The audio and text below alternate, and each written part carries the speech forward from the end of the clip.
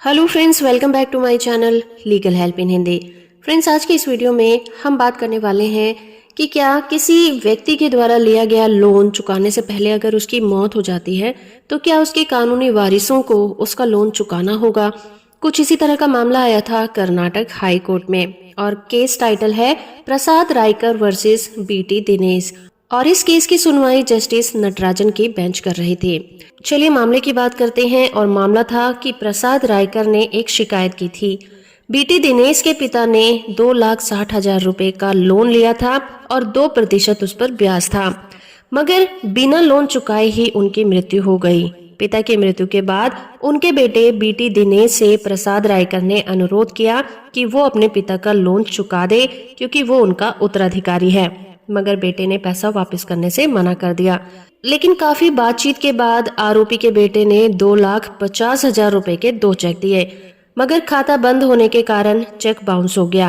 आरोपी को सम्मन भी दिया गया, मगर आरोपी ने कोई जुर्माना नहीं भरा, जिसके बाद नेगोशिएबल इंस्ट्रूमेंट एक्ट की अलग अलग धाराओं के तहत मजिस्ट्रेट के पास पर्सनली शिकायतें दर्ज की गई। ट्रायल कोर्ट में आरोपी को दोषी पाया गया, लेकिन जब अपील की गई तो अपील में इस आदेश को पलट दिया गया और ये कहा गया कि लोन लेने वाले के उत्तराधिकारियों को लोन चुकाने की जरूरत नहीं है। जिसके बाद ये मामला पहुंचता है हाई कोर्ट।